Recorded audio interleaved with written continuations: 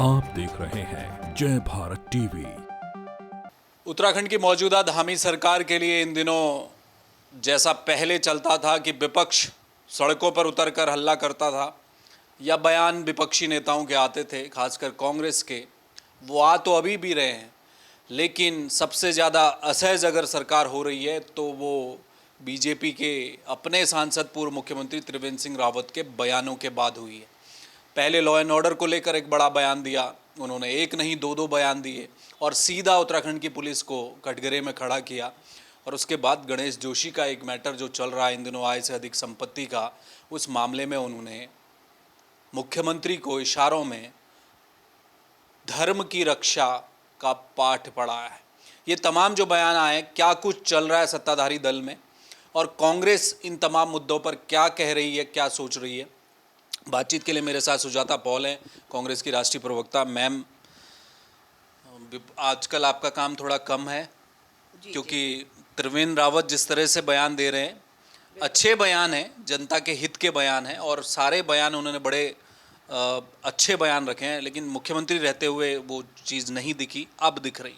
देखिए, पहली बात तो ये कि हमारा काम कम नहीं हुआ है क्योंकि हम एक मजबूत विपक्ष है और अपना काम, अपने काम को अपना धर्म समझना और उस कर्तव्य को निभाना, ये हर कांग्रेसी का इस वक्त सबसे बड़ा मोटिव हो गया है। और ख़ास करके इसलिए कि त्रिवेंद्र सिंह रावत जी जिस बात को कह रहे हैं उस बात को इस तरीके से समझने की ज़रूरत है कि जो चीज़ आँख के सामने है आप उसे नकार नहीं सकते। सच्चाई ये है कि उत्तराखंड में कानून व्यवस्था ध्वस्त हो चुकी है। आपने देखा है कि अपराधों में किस प्रकार से उत्तराखंड अव्वल नंबर पाने की ओर अग्रसर है। जिस तरह से महिलाओं के खिलाफ अपराध हो रहे हैं, बलात्कार हो रहे हैं और जिस तरह से भारतीय जनता पार्टी के नेताओं के नाम चले आ रहे हैं, ये क्या बता रहा है? ये बता रहा है कि कानून का डर किसी के अंदर नहीं है। हाँ, एक कार्यवाहक डीजीपी हैं तो मुझे तो ऐसा लगता है कि वो पद ही शायद इस वक्त खाली है, क्योंकि वहाँ पर अगर कोई सचमुच में काम कर रहा होता तो ये सारी घटनाएं ना होती। लेकिन केवल इतनी नहीं, आपने देखा कि अभी रुद्रप्रयाग में एक खबर आई है, एक ज्वेलरी शोरूम में किस तरीके से डाका डाला गया। आपने उसके पहले हरिद्वार में देखा, और हरिद्वार में अगर डाका पड़ रहा है तो ये क्या बता रहा है कि जो अपराधी है वो आराम से डाका डाल रहे हैं। और ये कहना बड़ा आसान हो जाता है कि कौन बाहर से आ रहा है और ये सब, क्योंकि मुख्यमंत्री योगी आदित्यनाथ जी कहते रहते हैं, इसलिए हमारे वाले भी ये कहने लग गए हैं। लेकिन सवाल ये उठता है कि अगर हमारी पुलिसिंग सिस्टम ठीक होती तो क्या हरिद्वार में ऐसी लूट मचती? क्या उत्तराखंड की राजधानी देहरादून में रिलायंस शोरूम में जिस तरह से डाका पड़ा और इन्होंने कहा डकैतों को तो हमने पकड़ लिया, वो जो सारा सामान था, वो जो ज्वेलरी थी, उसको जब्त किया गया या नहीं, इसके बारे में आज तक पुलिस ने नहीं बताया। इसलिए मैं उम्मीद कर रही हूँ कि चाहे वो हरिद्वार हो, चाहे वो रुद्रप्रयाग की घटना हो, इन दोनों मामलों में न केवल जो चोर डकैत है उनको पकड़ा जाएगा, परंतु वो सारा माल भी लाया जाएगा। आपको हल्द्वानी में पता है ना कि किस तरह से बार बार माहौल ख़राब होता है। आपने देखा है कि अल्पसंख्यक जो हैं वो जाते हैं, डीजीपी साहब से मुलाकात करते हैं कि उनके साथ मारपीट हो रही है। एक तरफ मोदी जी कहते हैं कि मुसलमान पूरे दुनिया में बदल रहे हैं और हमारे यहाँ अभी भी हिंदू मुसलमान हो रहा है, और हमारे यहाँ हमारे मुख्यमंत्री ध्यान भटकाने के लिए केवल ये हिंदू मुसलमान का सहारा ले रहे हैं। आरएसएस से आए हैं, मैं समझ सकती हूँ उनकी दुविधा को, लेकिन सच्चाई ये है कि इन सब कारनामों के बाद जब हम देखते हैं कि उन्हें चपत लगती है माननीय उच्चतम न्यायालय से, जब उन्हें कहा जाता है कि आप राजा नहीं हैं कि जैसा मैं चाहूं वैसा करूं, तब वो बैकफुट पे आते हैं। और इसलिए आज जो कुछ त्रिवेंद्र सिंह रावत जी ने कहा है, खास करके योगेश डिमरी जी के साथ जो हुआ, वो उत्तराखंड का बेटा है। उत्तराखंड का बेटा सवाल उठा रहा है यदि, तो क्या उसके साथ खड़े होने की ज़रूरत नहीं थी? क्या अपने सिस्टम को बेहतर करने की ज़रूरत नहीं थी? आपको पता है कि प्रेमचंद अग्रवाल कितनी देर लगी उन्हें वहाँ पहुँचते पहुँचते, जबकि वो वहाँ के जनप्रतिनिधि है। निशंक जी पहुँच गए, स्थानीय विधायक है।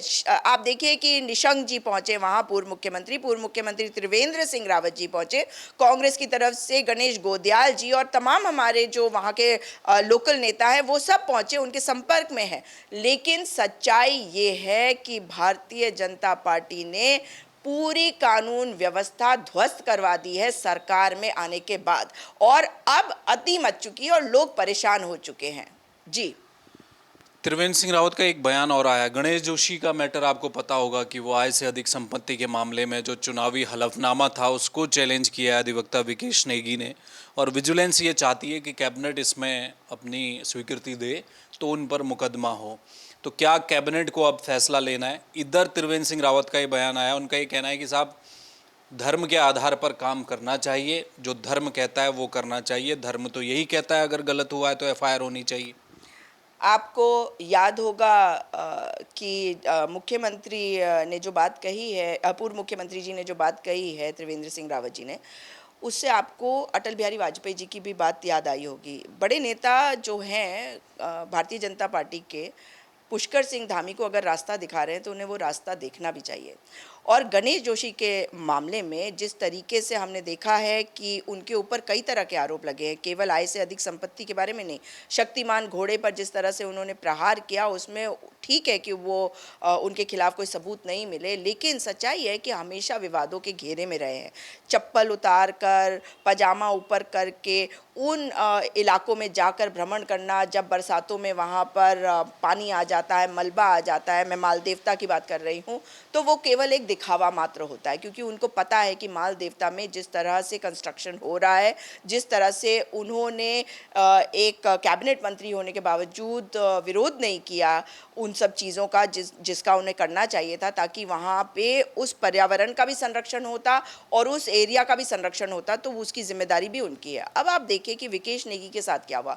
विकेश नेगी ने न केवल आरटीआई के माध्यम से सरकारी दस्तावेजों के मामले से, आय से अधिक संपत्ति के मामले में गणेश जोशी को लाकर एक ऐसे स्थान पर खड़ा कर दिया कि जहां पर उनके पास कोई जवाब नहीं है। और एक बात तो साफ है कि गणेश जोशी जी भी कहीं पर दिख रहे हैं बैकफुट पे, और वो मान चुके हैं कि इस मामले में वो अपने आप को बचा नहीं सकते, क्योंकि आय से अधिक संपत्ति के मामले में वो ये बता ही नहीं पा रहे जनता को कि आखिर उन्होंने इतना पैसा कहाँ से कमाया है।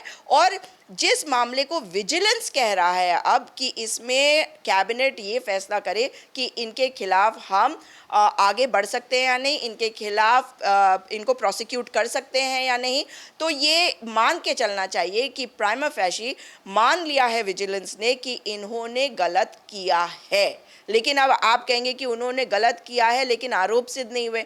और ये बात अभी मैंने सुना था कि महेंद्र भट्ट जी भी कह रहे थे, और भट्ट जी को तो आदत है कुछ भी बोल देते हैं। उन्होंने कहा कि आरोप अभी आरोप नहीं है, तो आरोप नहीं है तो क्या है भाई, कैबिनेट के पास मामला कैसे गया। और दूसरी तरफ आप देखिए कि पूर्व मुख्यमंत्री त्रिवेंद्र सिंह रावत इस बात को कह रहे हैं कि भाई अगर ये मामला आया है तो धर्म के हिसाब से, और वो कौन से धर्म की बात कर रहे हैं, जब आप सत्ता में बैठते हैं तो जो कागज आपके सामने होते हैं उन्हीं के हिसाब से आपको फैसला करना होता है।